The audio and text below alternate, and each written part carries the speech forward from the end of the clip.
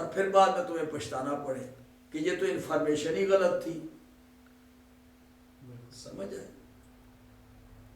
تو یہ یعنی اگر کوئی باہر سے خبر لاتا ہے اور آ کے سناتا ہے کہ دشمن جو ہے وہ آپ کے اوپر حملہ کر رہا ہے، وہ فلانی قوم آپ پر حملہ آور ہو رہی ہے، اور آپ تیاری شروع کر دیں کہ بیشتر سے کہ وہ آئیں ہم ان کو ماریں جا کے، اور کہیں وہ آپ ایسا ایکشن لے لیں تو پھر پچھتانا پڑے وہ تو خبر ہی غلط تھی، وہ تو ہم نے تو خام خواہ لوگوں کو مار دیا.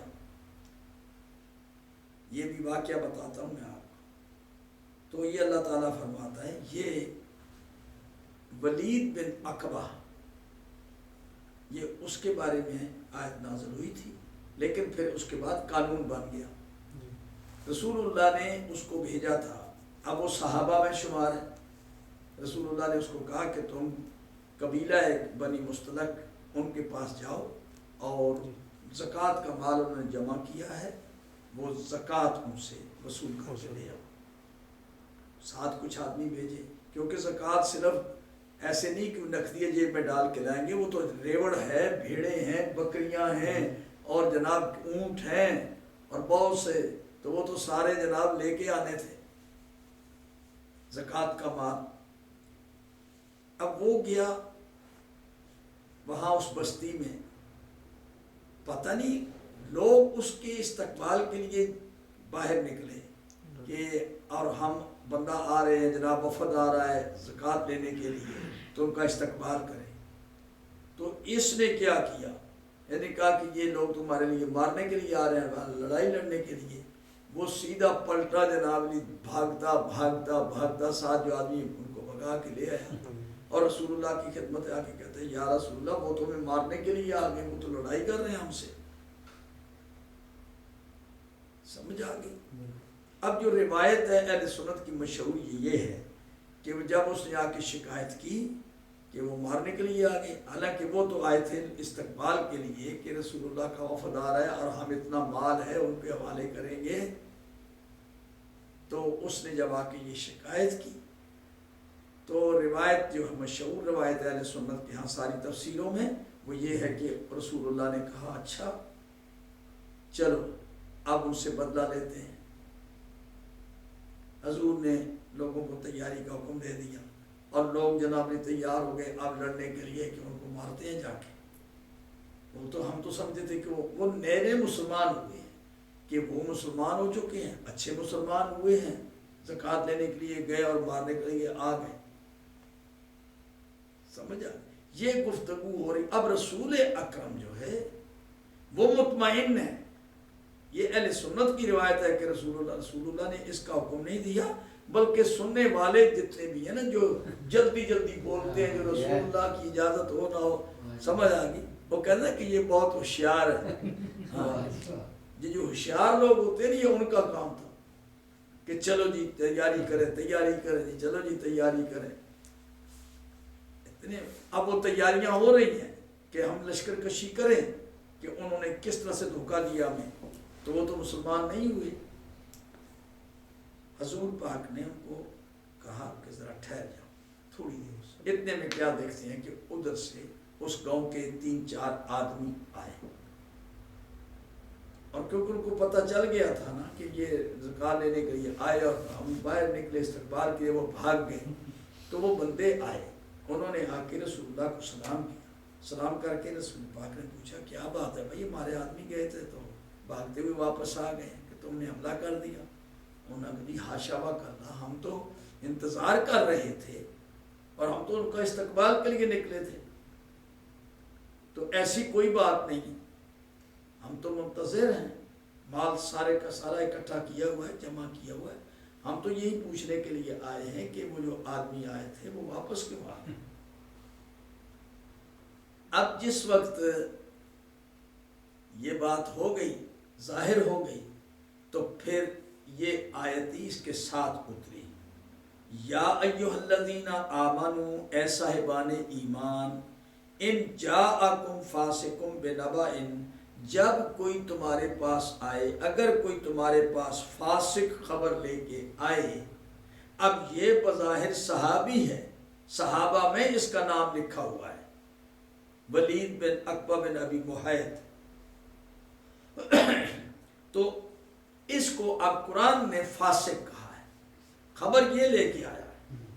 تو مسلمانوں کو کہا جا رہا ہے کہ جب کوئی فاسق خبر لے کے آئے تو جلدی ایکشن نہ لیا کرو، بلکہ تحمل سے کام لینا چاہیے اور اس کی تحقیق کرنی چاہیے۔ فتبینوا، تحقیق کرو اس کی، ان تصیبوا قوما بجہالۃ، تم جہالت کی وجہ سے کوئی ایسا ایکشن نہ کر دو، فتصبحوا علی ما فعلتم نادمین، کہ پھر تمہیں اپنے فعل پر ندامت ہو، کہ تم خواب خواہ لشکر لے کے ان پر مار کٹائی شروع کر دو اور بعد میں پتہ چلے کہ وہ تو بے گناہ تھے اور ہم نے ایسے ہی ان کو مار دیا، تو پھر تمہیں پچھتانا پڑے تمہارے ایکشن کے اوپر۔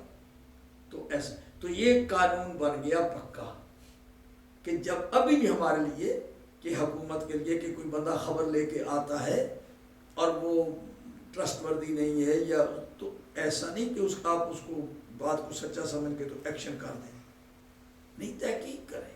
یہ امکان ہے، اگر رسول اللہ کے سامنے ایک صحابی اس طرح کا بلنڈر کر سکتا ہے تو ہماری سوسائٹی میں بھی ایسے ہو سکتے ہیں، کسی کو مروانے کے لیے کوئی جھوٹ آ کے بول دے۔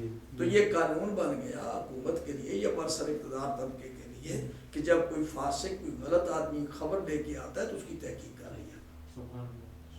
سمجھ، ایسے نہیں کہ اندھا دھند یہ کہنا شروع کر دو کہ ہاں بھائی ٹھیک ہے۔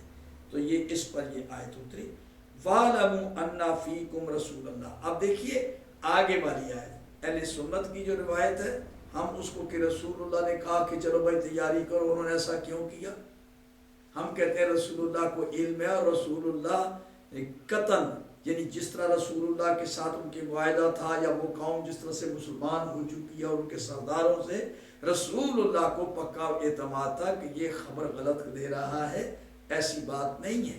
لیکن یار لوگ جو ساتھ بیٹھے ہوئے کہتے ہیں کہ چلے جی چلے، جیسا کہ صلح حدیبیہ کے موقع پر حضور مطمئن تھے کہ عثمان کو کچھ بھی نہیں ہوا، لیکن جناب لوگوں نے کہا جی مارے گئے چلو جی، تو حضور نے فرمایا کہ جب جنگ کی اجازت ملتی ہے تب تو بھاگ جاتے ہو، اور جب میں اجازت نہیں دیتا ہوں تو جنگ کے لیے تیار ہو جاتے ہو۔ سمجھ آئی؟ تو وہاں بھی ایسا ہی ہوا تھا۔ تو یہ جس وقت حضور نبی کریم، اگلی آیت جو ان کی صفائی پیش کرتی ہے کہ وَاعْلَمُوا أَنَّ فِيكُمْ رَسُولَ اللَّهِ، جان لو کہ تمہارے اندر رسول موجود ہے، رسول تمہارے اندر موجود ہے۔ لَوْ يُطِيعُكُمْ فِي كَثِيرٍ مِّنَ الْأَمْرِ لَعَنِتُّمْ، اگر رسول تمہاری باتیں مان لیں اور تمہارے مشورے پہ چلنا شروع کر دیں تو تمہارے لیے مصیبت بن جائے۔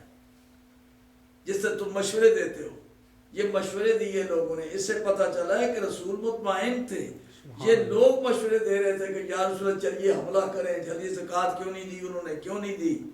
تو اللہ تعالیٰ نے رسول اللہ کی صفائی کر دی کہ اگر ان لوگوں کے مشوروں پہ رسول چلنا شروع کر دے، اگر تمہاری رسول بات ماننا شروع کر دے، تم مشورے دیتے ہو تو لعنتم، تو یہ تمہارے لیے مصیبت بن جائے۔ سمجھ آ گئی؟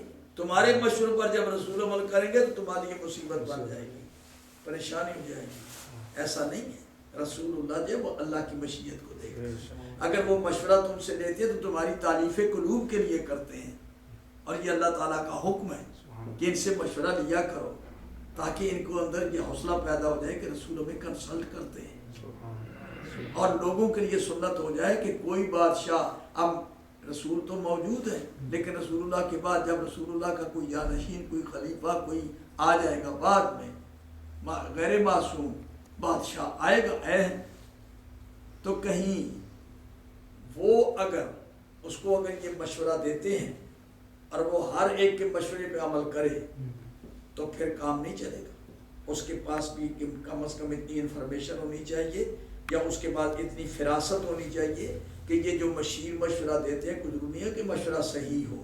تو یہ ہمیشہ کے لیے یہ قانون بن گیا ہے کہ عوام الناس کے مشوروں سے نہیں بلکہ اپنی ثواب دید سے، تو خلیفہ کو یا جانشین رسول کو یا ہیڈ آف دی اسٹیٹ کو اتنا جناب عالم، اتنا علم والا اور حوصلے والا ہونا چاہیے کہ وہ اپنی فراست سے